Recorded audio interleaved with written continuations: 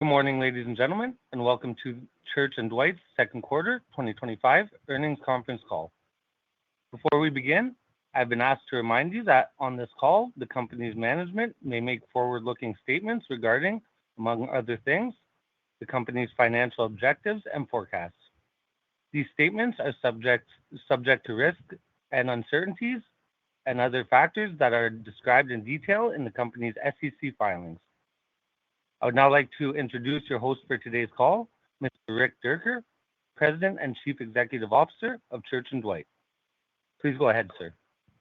All right, thank you. Good morning, everyone. Thanks for joining the call. I'll begin with a review of Q2 results. I'll speak to the Touchland closing, strategic actions, and some thoughts on the macro environment. Then I'll turn the call over to Lee McChesney, our CFO. When Lee is done, we'll open the call up for questions. First, I'll begin with Q2 results. Organic sales grew 0.1%, exceeding our outlook of -2% to flat. Adjusted gross margin was down 40 basis points, also exceeding our outlook range. Adjusted EPS was 94 cents, which was 9 cents higher than our 85-cent outlook. Lee will take you through the rest of the numbers shortly, but first some highlights from the quarter. When we gave our outlook back in May, we were seeing category consumption data that was showing a deceleration from strong growth early in the year to turning negative in early April. The good news is that since then, things have begun to improve, with categories finishing positive in April and Q2 category consumption for our largest categories finishing around 2.5%. The macro environment has been volatile and uncertain, with tariff policies changing frequently. The consumer uncertainty showed up in early Q2 when consumer confidence hit a 12-year low. Since then, consumer confidence levels have started to recover as tariff policy appeared to stabilize. Not surprisingly, given that backdrop, our second quarter sales finished slightly ahead of our outlook, which gives us confidence in achieving our full-year organic outlook of 0% to 2%. Our brands continue to perform well in this dynamic environment. We continue to drive both dollar and volume share gains across most of our brands. Our balanced portfolio of value and premium products and our relentless focus on innovation continues to position us well for the future. International continues to take share across the globe. Further, we continue to grow the online class of trade, with online sales as a percentage of global sales now reaching 23%.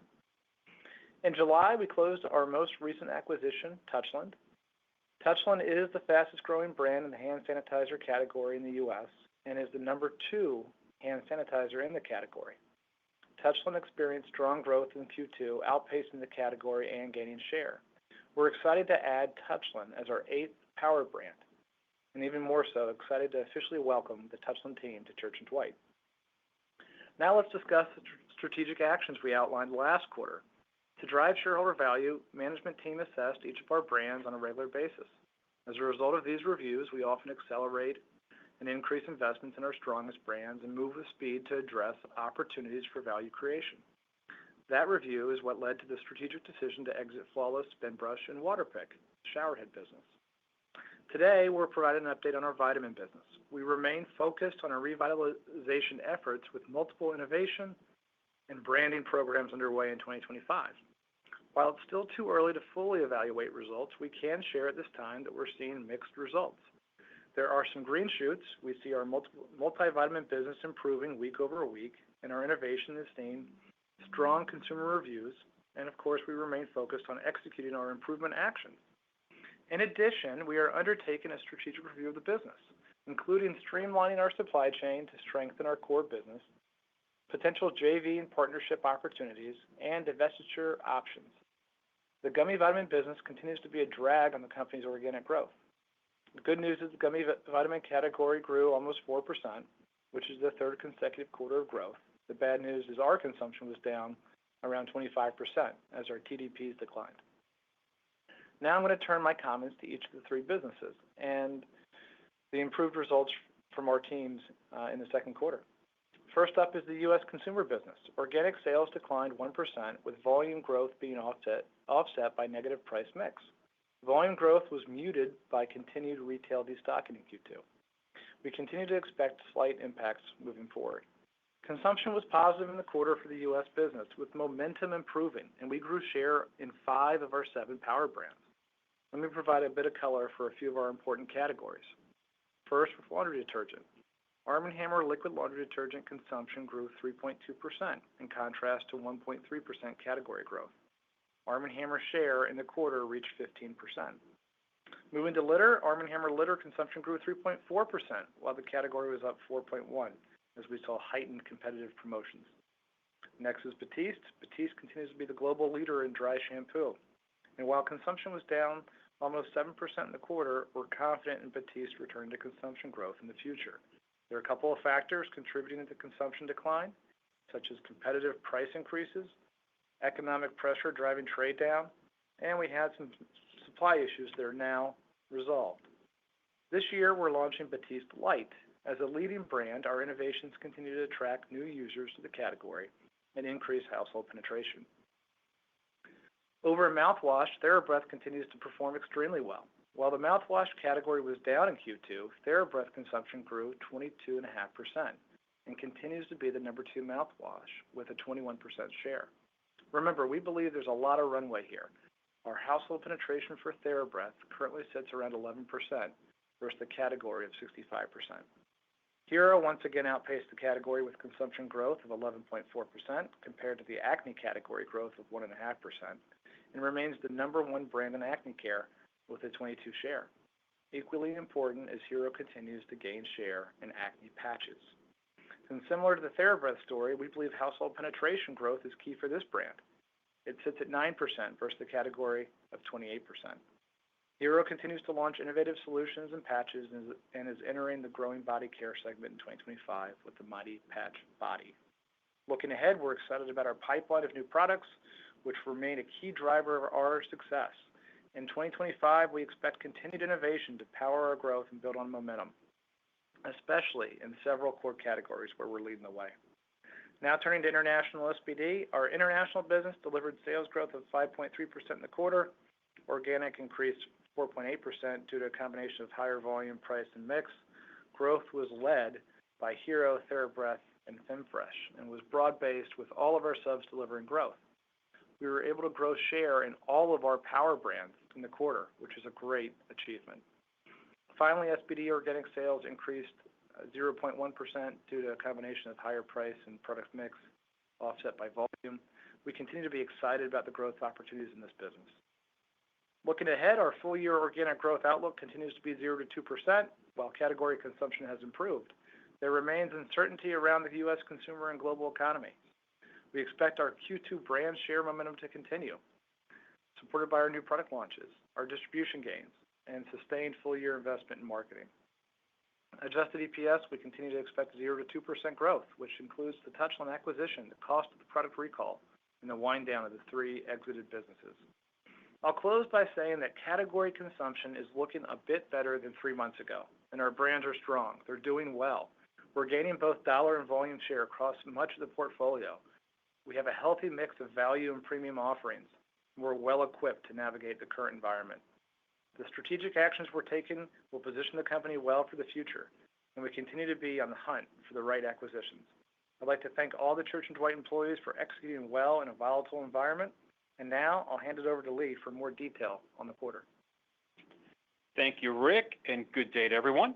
Well, as Rick just mentioned, we've just concluded a very productive quarter from our teams across the globe. As we shared during our first quarter call, we remain focused on what we control in the second quarter, and this positions us well as we look forward to the second half of 2025. Let's dive into the second quarter and our outlook. We'll start with EPS. Second quarter adjusted EPS is 94 cents, up 1% from the prior year. The 94 cents was better than our 85-cent outlook, driven by a stronger sales performance and some good resiliency with gross margin. Reported revenue was down 0.3%, and organic sales are up 0.1%. The organic sales were on the high side of our May 1st outlook, and it reflects the improvements we saw in category growth and the strength of our brands. Our second quarter adjusted gross margin was 45.0%, a 40 basis point decrease from a year ago. Productivity and higher margin acquisition business mix drove 170 basis points of margin growth and offset a negative 140 basis points from inflation and tariffs, 40 basis points from the combination of volume, price, and mix, and 30 basis points from the Zicam Orajel swab recall. I'd also note that a portion of our original tariff estimate, about 20 to 30 basis points we expected in the second quarter, shifted to the third quarter as the tariff rates and the shipment timing evolved. Moving to marketing, our marketing expense as a percentage of sales was 10.4%, or 30 basis points higher than 2Q of last year. And for the year, we continue to target 11% of net sales in line with our evergreen model. We are encouraged with our share results in the first half of the year. For SG&A, Q2 adjusted SG&A decreased 80 basis points year over year. And other expense decreased by $5.2 million due to higher interest income. And we now expect other expense for the full year to be approximately $65 million on an adjusted basis, reflecting the lower investment income following the Touchland acquisition. In 2Q, our effective tax rate was 23.8% compared to 24% in Q2 of 2024, a 20 basis point year-over-year decrease. The expected adjusted effective tax rate for the full year continues to be 23%. And now to cash. For the first 6 months of 2025, cash from operating activities was $416.5 million, a decrease of $83 million versus last year due to working capital timing and lower cash earnings. Now, capital expenditures for the first 6 months were $39 million, a $37.6 million decrease from the prior year. And we continue to expect CapEx of approximately $130 million as we return to historical levels of 2% of sales in 2025. And in the second quarter, the company executed a $300 million share repurchase via open market transactions through an accelerated share repurchase program. Okay, let's now spend a few minutes on our outlook. For the full year, we expect reported sales growth of approximately 0 to 2%, which includes the addition of the Touchland acquisition and the impact of lower sales from the businesses we are exiting. And to quantify that for you, that's about $70 to $80 million for Touchland coming in and $70 to $80 million going out for the businesses being exited. We continue to expect organic revenue growth of approximately 0 to 2%. The sales outlook reflects our brand and category growth momentum and reflects a balanced macro view around the uncertainty in the U.S. and global economies. We continue to expect full-year gross margin to contract 60 basis points versus 2024 from elevated input costs and tariffs, the recall expense, unfavorable price and mix to outpace incremental productivity and higher margin acquisition impacts. And looking forward, Touchland is margin rate positive, but for this year, the business exits mitigate that benefit. And we're maintaining our adjusted EPS outlook for 2025. We expect full-year adjusted EPS to be 0 to 2%, which includes the key elements we highlighted after the first quarter, but also includes the Touchland, which is neutral EPS for 2025, the wind down of the 3 business exits, and the cost of the product recall. And for 3Q, we expect reported organic sales growth of approximately 1 to 2%, adjusted gross margin contraction of approximately 100 basis points, primarily from inflation and tariff costs and the lower margins of the exited businesses. Marketing will be higher sequentially compared to last year, and as a result, we expect adjusted EPS of 72 cents per share, which is a decrease of 9% versus last year adjusted EPS. Cash flow from operations for the full year remains $1.05 billion. In July, we also expanded our revolver facility from $1.5 billion to $2 billion. And the combination of this cash flow and the expanded credit facilities provides us excellent flexibility. Our M&A team accordingly continues to pursue accretive acquisitions that meet our strict criteria with an emphasis on fast-moving consumable products similar to our recent acquisitions. To conclude, back on May 1st, we communicated our proactive set of actions to navigate 2025. And as Rick and I just highlighted, we've made great progress and we're focused on sustained execution for the remainder of the year. So with that, we're happy to take your questions. So Eric, we'll turn it to you. Ladies and gentlemen, at this time, I'd like to remind everyone, in order to ask a question, please press star followed by the number 1 on your telephone keypad.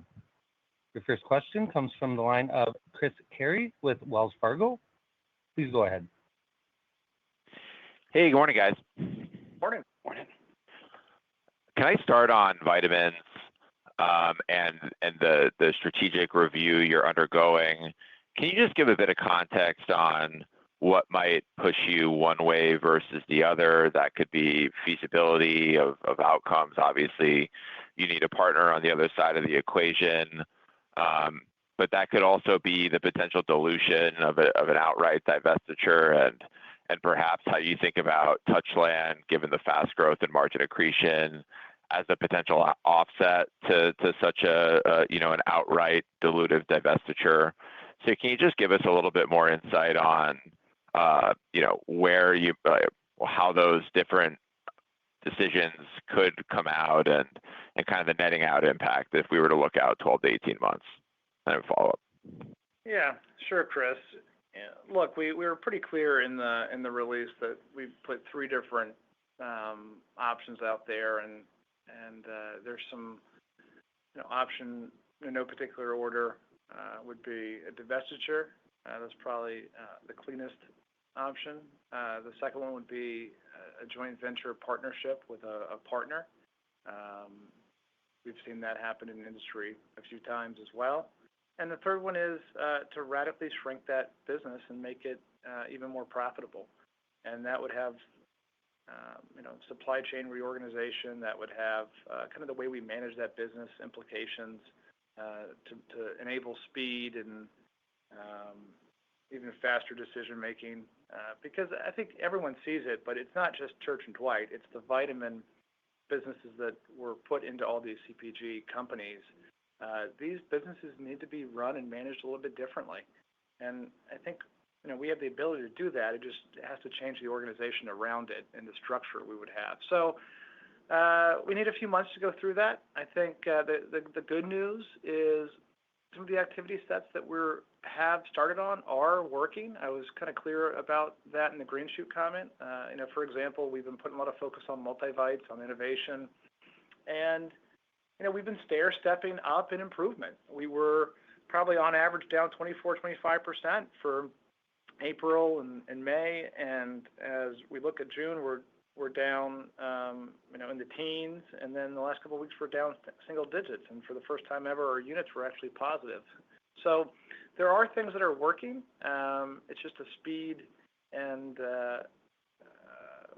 urgency type of mindset. Okay, fair enough. And then just from a category perspective, we've seen good consumption trends in your laundry business. Can you just expand on what's going right and then some of the strategies that you're implementing to put up some nice market share performance? Thanks so much. No, thanks. There's great market share performance. 5 of 7 of our brands, power brands, gained share in the quarter. We continue to do well. July also looks good. I would say a lot of confidence in our growth in the back half. I'm incrementally even more positive today than I talked 90 days ago.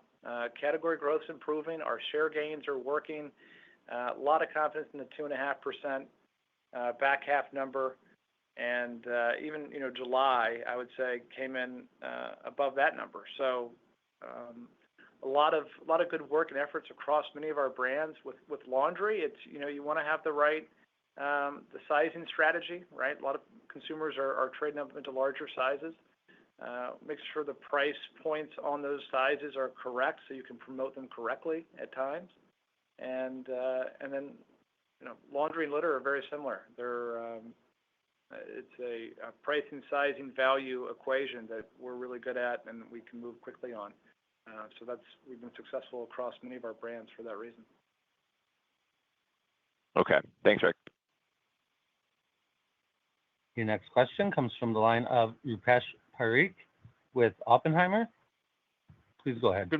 Good morning, and thanks for taking my question. I guess just going back to the retailer destocking comment, is there a way to quantify the magnitude of that headwind and then whether it was broad-based across retailers and categories? And then I have one follow-up question. Yeah, Rupesh, it's Rick.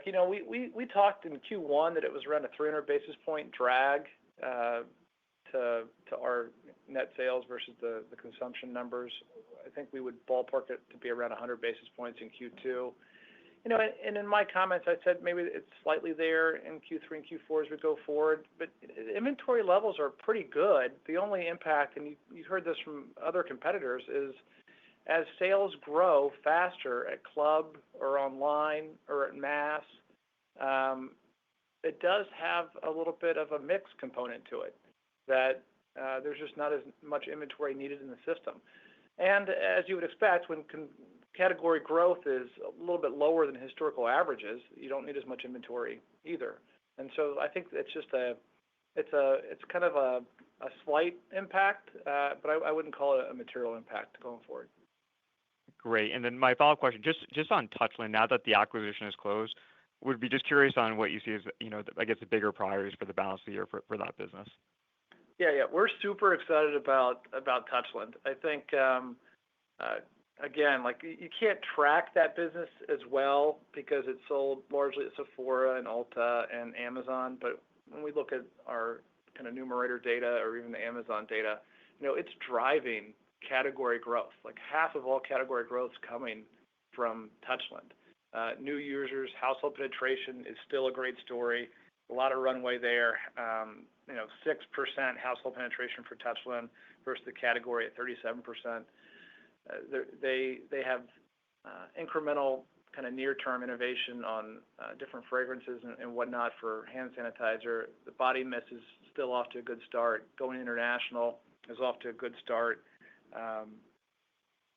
More to come later on other categories of innovation, but it is just a pleasant surprise, is what I would say. And the team's energized. The connections that we're making within Church & Dwight and Touchland are helping enable them move with speed as they go after new opportunities, whether it's a different class of trade or a different distributor or whatnot. So really happy with that growth rate. Great. Thank you. I'll pass it along. The next question comes from the line of Peter Grom with UBS. Please go ahead. Thanks, operator, and good morning, guys. I kind of wanted to follow up on the organic sales outlook, but just in the context of what you're seeing from a category standpoint. You touched on it to Chris's question. The consumption's improved, and we can see that in the data. But I guess the commentary seems to be at odds with a lot of what your HPC peers are kind of discussing here in the last 12 hours or so. So I know everyone has different subcategories and regions, but can you just talk about what you're seeing and maybe why it could be different and how you see that evolving through the balance of the year? Yeah, and you got to remember, I think we were kind of early, like we normally are, about calling what was happening last quarter. And I think some of our peers called that kind of this quarter.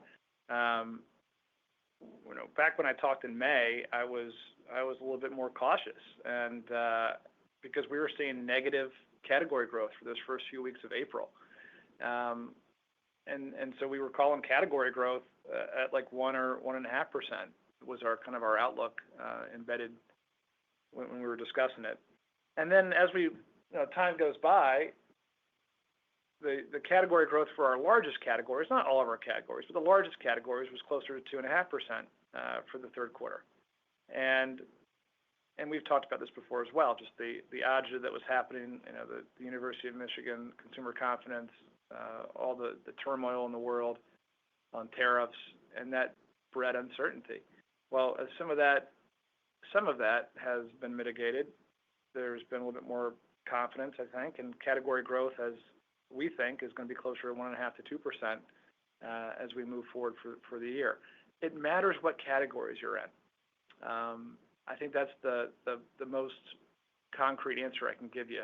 Some of our competitors are in different categories than we are. They have other risks to private label. They have other pricing risks. But for us, we see that more often than not, our categories are growing 3% over a long period of time. They're growing slower than that this year, but better than what we expected maybe 90 days ago. And meanwhile, our tactics and strategies on innovation and pricing and promotion and all those things are helping, and our marketing spend is helping to gain share. Hey, Peter, all I would add is your point. To Rick's point, we tried to lay out for the rest of the year back in May 1st, and here today, there were steps to our improvement, and the second quarter, really hit those marks actually a bit higher, and then obviously for the back half, we got 2.5% organic implied, and we have steps to that in 3Q and 4Q. We feel very comfortable with the back half just based on everything we see today. Makes sense. And I guess just a point of clarification, Rick, I mean, on that 2.5%, I think you mentioned before that it's running ahead of that in July. So I just wanted to clarify that that's a total company organic comment. And I guess if that's the case, is there any sort of reason why you would anticipate organic growth kind of decelerating to the 1% to 2% guidance that you framed for the quarter? Well, there's always a comp, and I would just say that our month of July is the easiest comp that we had if you look at the quarter. But it just gives us confidence because you have 1 month behind us, and it had a great month. So maybe it's conservative, but it's what we think the environment is right now. It's so volatile that there's no reason to take the full year up after another 3 months. So we'll see how the next 90 days go, and I'm just trying to convey that we're off to a strong start. Makes a lot of sense. Thank you so much. I'll pass it on. The next question comes from the line of Anna Lizzul with Bank of America.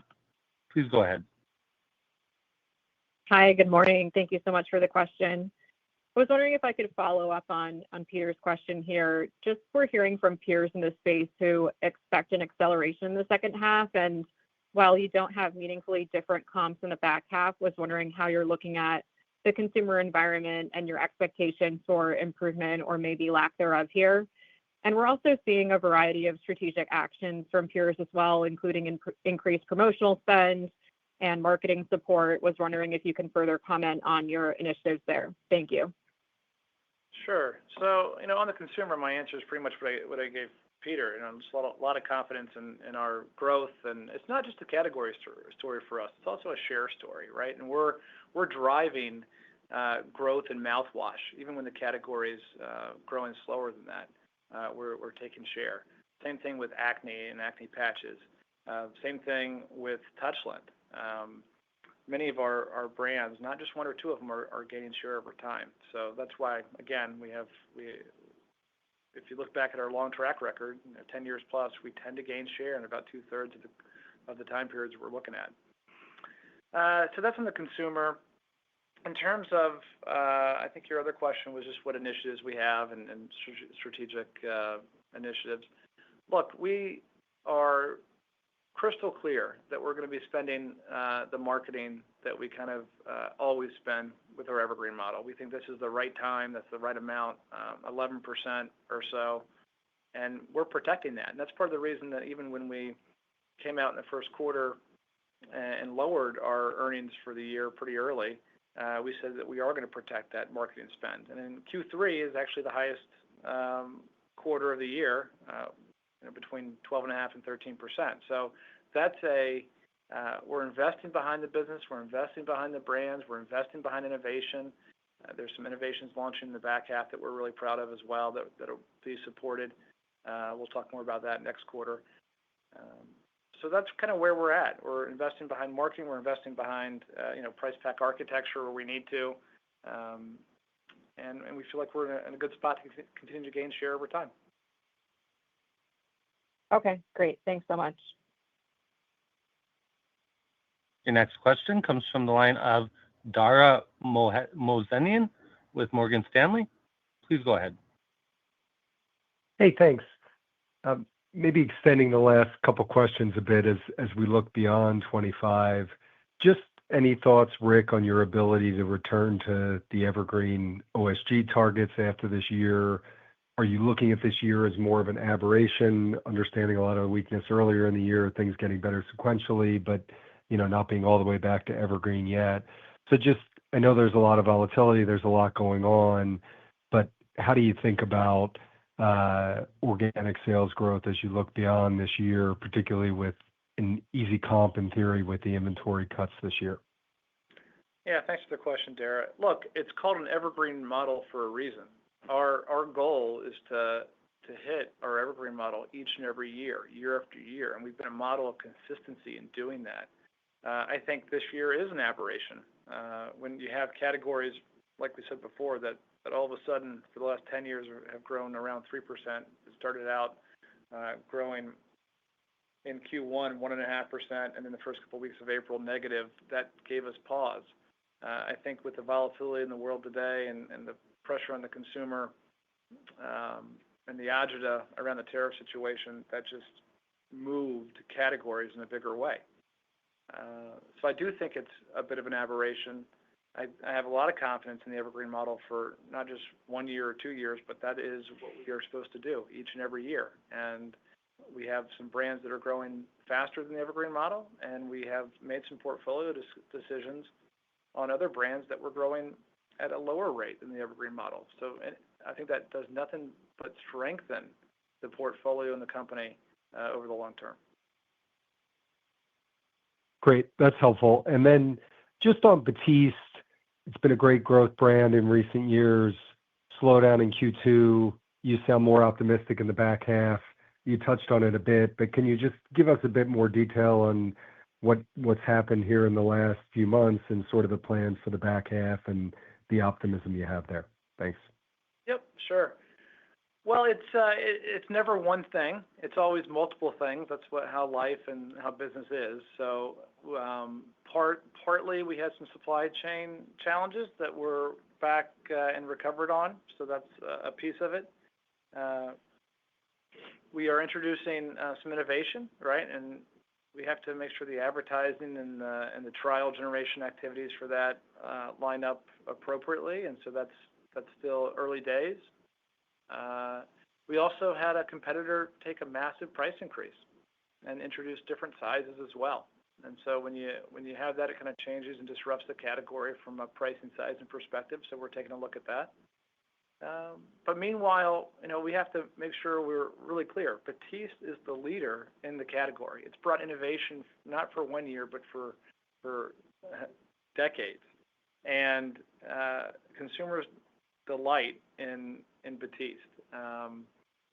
We have led that category with innovation. We've led it with kind of a value as we traded people up to larger sizes. But we're in a difficult economic environment right now. So we have to make sure we have sizes that appeal to all price points. And so that's what the team's working on. And some of those things will be dealt with immediately, and some of them are kind of medium term. But I have a lot of confidence we're going to get back to share gains in Batiste in the medium term future. Thank you. Your next question comes from the line of Bonnie Herzog with Goldman Sachs. Please go ahead. All right. Thank you. Good morning. Actually, wanted to circle back with a question on the promotional environment. We've seen increased couponing activity across broader HPC, and then scanner data is suggesting that sales on promotions have been rising. So just curious to hear what you've been seeing in your categories and if you expect the promotional landscape to get even more aggressive in the back half of the year. And I guess in that vein, Rick, how should we think about net price realization going forward, especially within your consumer domestic segment? Yep. Hey, Bonnie, good question. I think, look, whenever we talk about promotion, where we focus is really our household business, laundry and litter. That's the predominant amount of promotion. I would say it's kind of a divergent story. Litter, actually, that category has spiked up above historical averages. If you look back at a long time, many, many quarters, it could go anywhere between 15 and 18 over years. It spiked up to 21 in the quarter. We were actually down a little bit. Nestle was up dramatically, and as they are promoting their lightweight litter in a big way. So that was litter. Laundry actually is very consistent with the previous few quarters.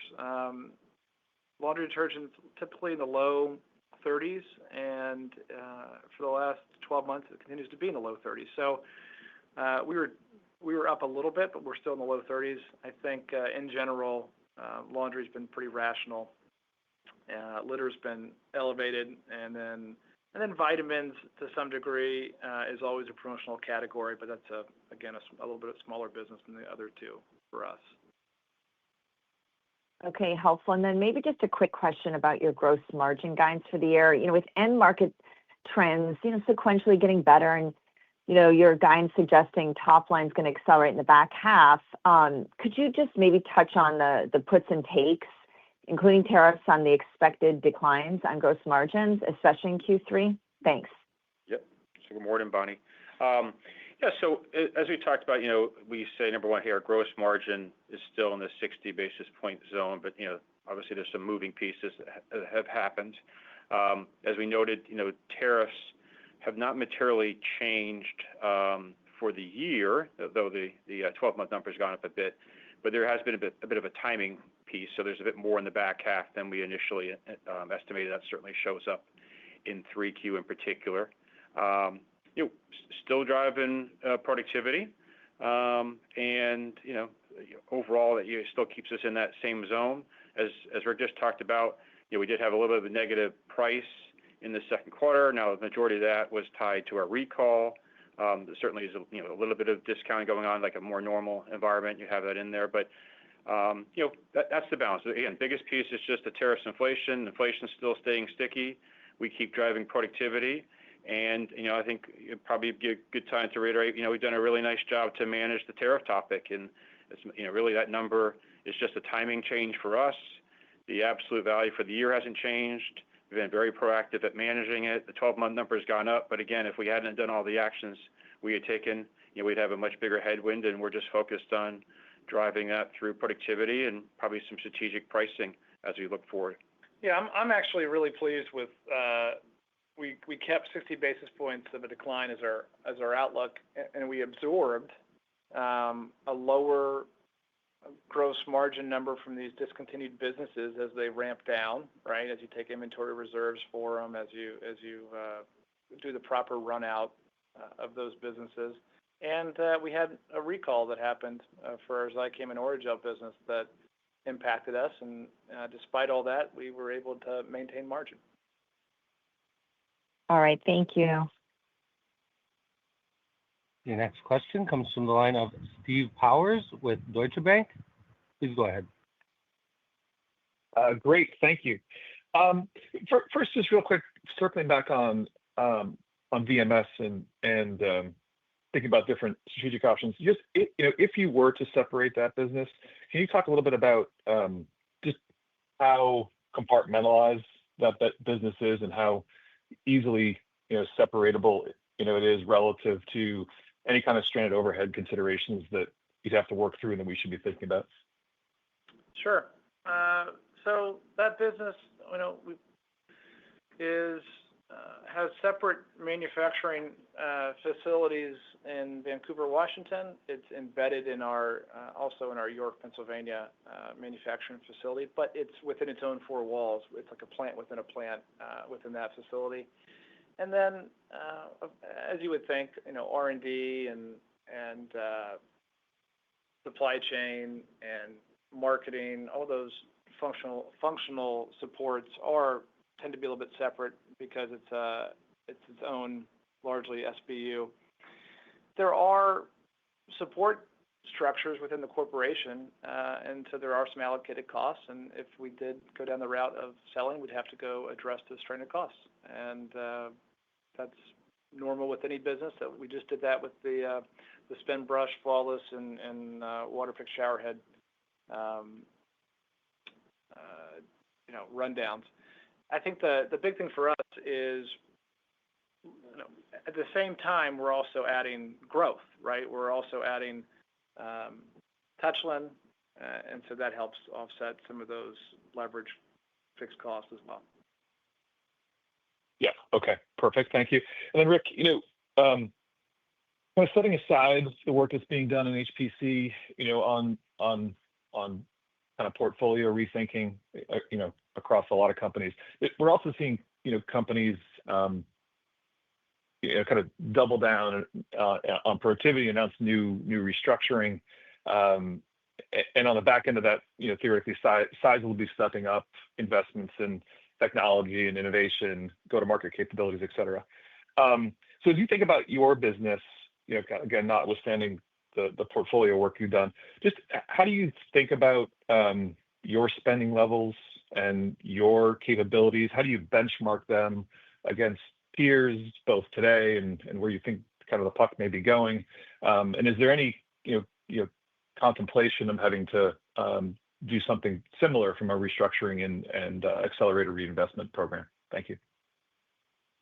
Yeah, Steve, you've been following this company for so long as well. We've never really done a restructuring program. We're more of a pay-as-you-go type mentality. I mean, I think the only time we've ever called out anything was when we did a reimplementation of SAP, and that was kind of a one-off. But what we tend to do is, in any one year, we could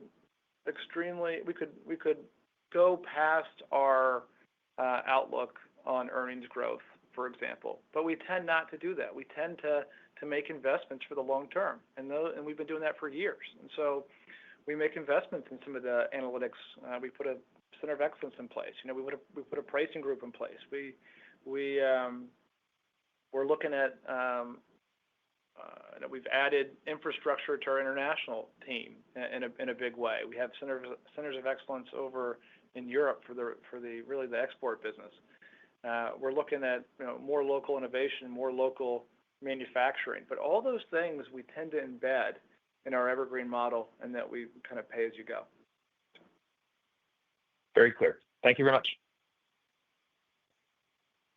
Your next question comes from the line of Andrea Teixeira with JP Morgan. Please go ahead.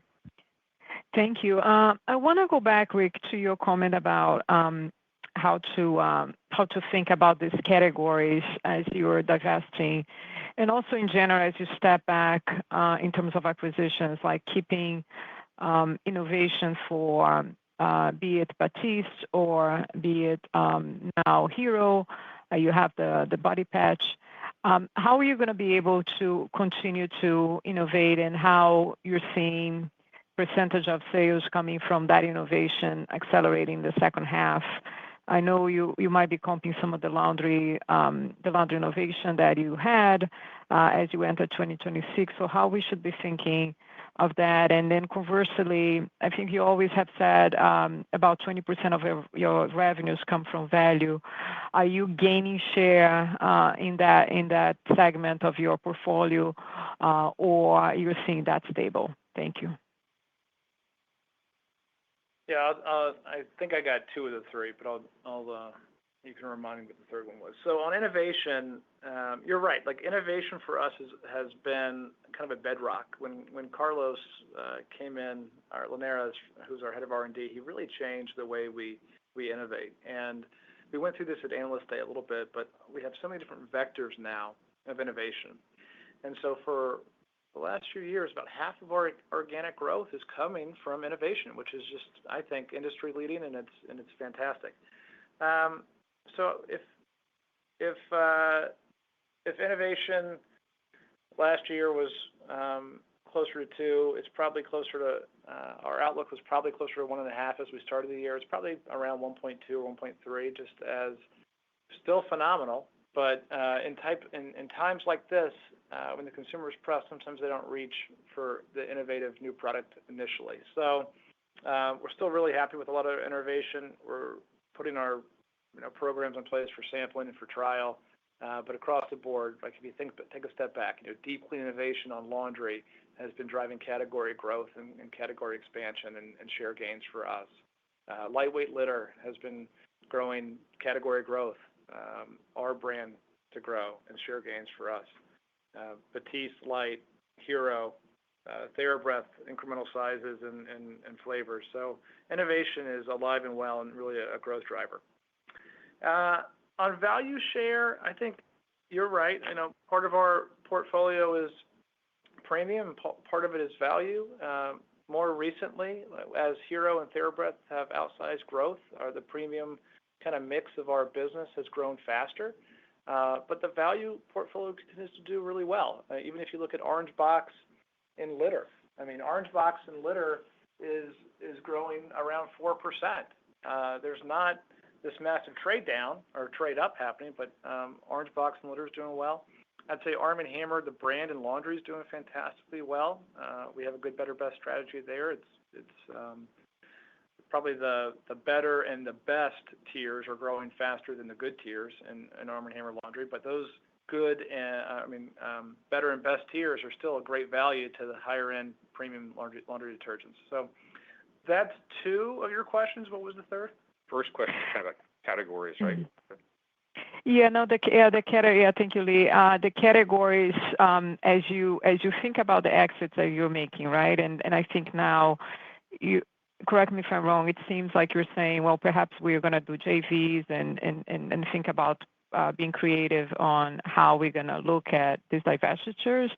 So just to think perhaps if it's going to be just an exit or perhaps you can still be hopeful to sell them.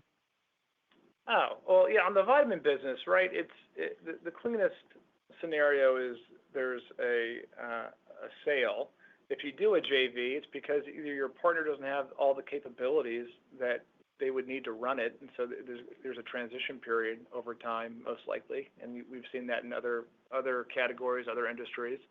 And then the third one is how do you right-size it and grow more profitable and kind of take it out of its of the CPG framework of operating in a little bit more of the vitamin paradigm and operating the business. So those are the three scenarios, and like I said, we need a few months to work through the optimal path, and we'll report back by the end of the year. And if I can squeeze one on the margin, are you implying, and sorry if I missed that you're going to be taking pricing because a lot of your competitors are saying we're taking pricing even in the U.S.? Can you comment on any pricing that is not list pricing that is not coming from innovation? Yeah, I think we kind of mentioned it in the release or in the transcript, but really, look, we're going to do our best to offset the tariffs as needed, and where we can't do that and where we believe it's needed, we'll take some targeted pricing. So that's the plan, and it's not going to be across the portfolio, but it will be targeted and specific where we get hit the hardest with tariffs that we can't after we've done all we can do to offset. That's what the next path forward would be. Okay, thank you. Your next question comes from the line of Lauren Lieberman with Barclays. Please go ahead. Great, thanks. I know you touched on promotion a little bit earlier, but I wanted to just kind of revisit that a bit. I know on laundry, the hovers around this kind of 30% rate, generally speaking, over time. We've seen some kind of more elevated activity from Church & Dwight, from Arm & Hammer in certain retailers more recently, and I know there's it just happens, what day you're in what store, so it's a matter of luck of the draw. But just wanted to get your perspective on, further leveraging promotion in liquid laundry, particularly we've got this time with the consumer under more pressure, a way to kind of bring forward the message on the value of the brand, et cetera. Just kind of thoughts on promotion from here. Thanks. Yeah, I would just reemphasize my comments. Like if you look back a couple of years with history, and I have it right in front of me, like we've averaged anywhere between 31, 33 amount sold on deal for Arm & Hammer laundry detergent. This is an IRI or Nielsen, and in Q1 we were 31, in Q2 we were 33. So I think we're right where is considered historical. We didn't remember I said last quarter a couple other competitors had compacted, a couple other competitors had taken price. We didn't do that. I mean, we had done the compaction maybe 18 months ago, so they were kind of catching up. So I feel like we're right in the realm of normalcy, and I think the category is too. Okay, and just as a follow-up, just the depth, so not just the frequency, but just anything on depth of promotion. Yeah, I mean, depth of promotion, it's a good question. I would say our depth of promotion has not changed at all. Like, Okay. Sometimes we line price certain SKUs in order to make sure that they can all hit the promotion. Price and sizing matters a lot in this type of environment. What your opening price points are and what your pricing curves up to the large sizes. But I would say depth hasn't changed either. And Lauren, if you look at the second quarter, yes, you see a little bit of negative price, but again, the majority of that was related to our recall. So to your point, it's nominal amount so far, just right in line with Rick's comments. Okay, perfect. Thanks so much. Your next question comes from the line of Olivia Tong with Raymond James. Please go ahead. Great, thanks. Good morning. I'm going to start with a bit of a short-term question, but you had mentioned that July you had a particularly easy comp and saw good growth off of that. Can you talk about the comps for August and September, if there are any callouts there? And then across your categories, peers have obviously talked about trade down both within their portfolio and then out of their portfolio. So to what extent is trade down a factor for you, both in terms of the negative of trade down from black to orange and litter versus factors that are a tailwind to you like laundry? Thanks. Yep, I'll take the second one first, Olivia. I think trade down overall is a benefit for us. And I think we've said this a few times, but there needs to be, I think, more recessionary type behavior and discussion before trade down really happens. I mean, the consumer still is resilient, even though they've faced all this inflation and whatnot over these past few years. But typically when recessionary behavior and economics are happening, that's when extra starts to grow by leaps and bounds. That's when orange box outpaces black box a lot. So right now, we're doing well in my mind. I mean, you see that with all of our share scorecards. Our value brands are growing share as consumers are tight, but our premium brands that are problem solution brands continue to gain share as well. And that's the TheraBreath, that's the Hero. Nair is doing really well. So, absent the recall stuff, Origel's doing well. So again, it's a cross section. And then your first question. The months. Oh, the months. We're not going to make a new practice of talking about months. I'm sorry. I just wanted to give a sense that there's a high degree of confidence, 2.5% in the back half. That's my point. And all I would add is, to your point, you got that confidence in the 2.5%, and we obviously talked about the category growth and the U.S. performance, and probably should be noted also just the international team consistently performing again, despite some of their macro challenges as well. So that's all embedded into that outlook for the back half. All right, got it. And then just thinking about the portfolio overall, vitamin, strategic alternatives, what have you. What's your view on some of the other underperformers, particularly in personal care, as you think about positioning the company for faster growth and freeing up some resources to drive that? Yeah, I feel like, portfolio decisions aren't done lightly. And I feel like we've been very agnostic on where to go and where to play and how to win. We're taking a white piece of paper and going through that with the board on here are the brands that we think have a reason for being for decades. And you saw kind of the output as we fast forwarded those decisions once tariff implications happened. Those were already underway and under discussion. And so that was really the portfolio, part one. Vitamins, that discussion, we've done our best to turn that around, some green shoots, but that's why we're talking about strategic alternatives today about vitamins. There are no further plans in the short or medium term to go through any other portfolio. These brands are great brands. They have roles. Some of them might be cash cows versus the primary growth drivers of the company, but they all have a role to play, and we're happy with the brands we have. All right, thank you. Your next question comes from the line of Filippo Falorni with Citi. Please go ahead. Hey, good morning, everyone. I wanted to ask on the tariff first. Within the $30 million that you guided for the year, which is unchanged, what are really the countries that are getting impacted within the $30 million? I thought there was some China leftover impact there, so just curious there. And then outside of tariffs, in terms of commodities, what is your expectation in terms of your input cost basket? And maybe you can walk us through some of the major swings there. Thank you. Yeah, good question. So I'll start off with just the broader inflation.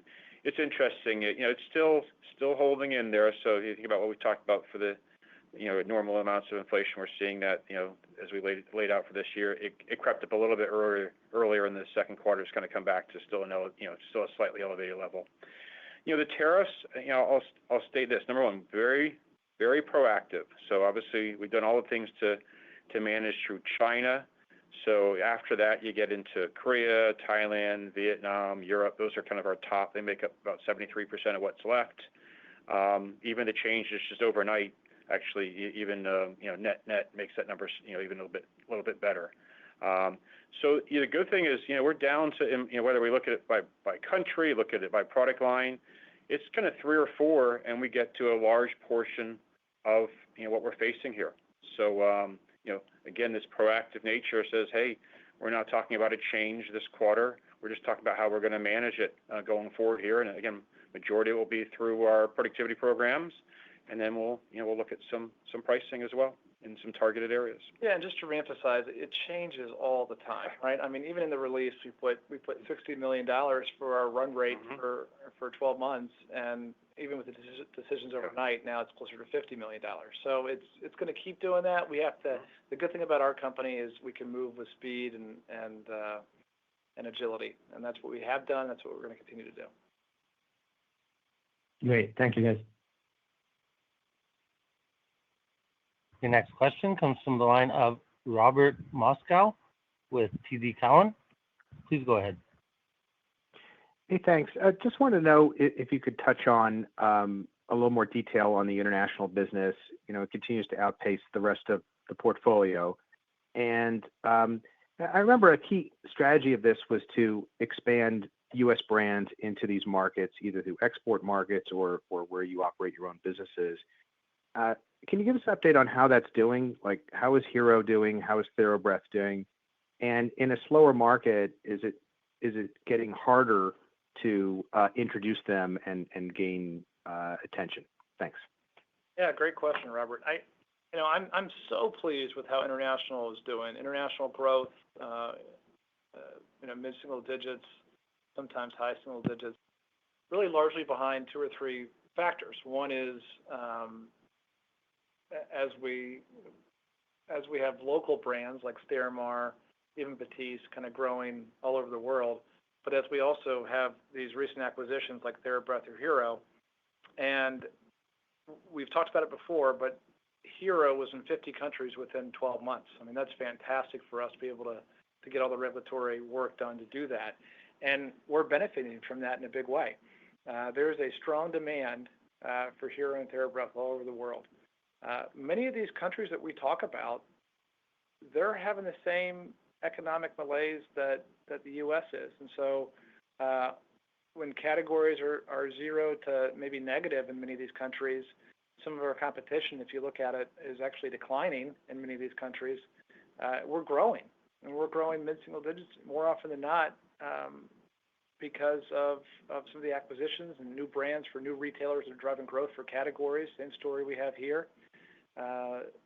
And so I guess the answer is yes. We're doing brands are continue to grow, existing brands in other countries all over the world. The new acquisitions are doing really well, and I think we're in early innings there. There's more momentum to come, and then finally, we continue to look at acquisitions independently in Europe and China. I think that team is ready for it. We just need to find the right fit, and we look at what countries we should become a sub in the future. So there's like 4 or 5 pieces of growth for international, but they're doing a great job. Thank you. Your last question comes from the line of Kevin Grundy with BNP Paribas. Please go ahead. Great. Thanks. Morning, everyone. Thanks for the question. Two quick ones. At least I hope they're quick. To follow up on Lauren's question, Rick, you guys sound fairly benign on the promotional environment. I asked this in the context, there's competing narratives. You guys sound fairly benign. Your key competitors suggesting that things are ramping. The Nielsen data would suggest things are ramping, particularly around Arm & Hammer. So with that context, what do you have embedded in the back half of the year for promotion levels, particularly for household, which is where you see most of the promotion? And if the answer is like we expect more of the same, which your characterization was relatively flat, how much cushion do you have to respond? Because it seems like your competitor will. And then I have a follow-up. Thank you. Yeah, I mean, look, you guys can ask all about promotions. I kind of gave you the answer. Q1 and Q2 are within historical norms in laundry, and there's not much more to go there. I mean, some of our competitors were lower on promotion in Q2 of 2025, but you got to remember it's all about the net price point, and they took price as well. So sometimes when you look at promotion, you got to make sure you're factoring what the net price is. So I would say promotion for us is consistent with the last 3 or 4 quarters, maybe even 4 or 5 quarters. And in the back half, promotions are already set for the back half. They've been sold in for a while now. So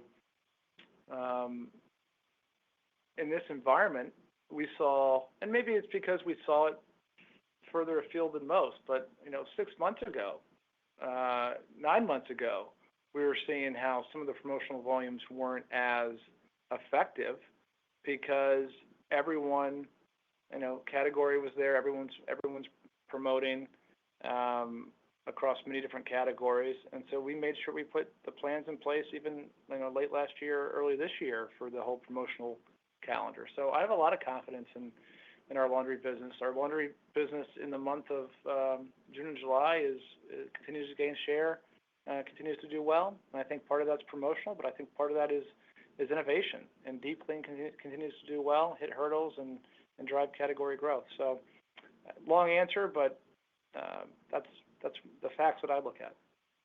Okay, very good. Thank you, Rick. And one quick follow-up, because I know the call is going long here. Just on the vitamin business, to come back to that, can you talk about how you balance the timeliness to get something done and naturally getting the best value you can for it, and minimizing the potential risk that there's another leg down in the business? Because I think just intuitively when these sort of announcements are made, it shows sort of a decommitment to the asset to retailers, and the business is struggling. And so from an investor's perspective, if this goes 2, 3, 4 quarters, like how do you protect against another leg down? So your comments there would be helpful as well. Thank you very much.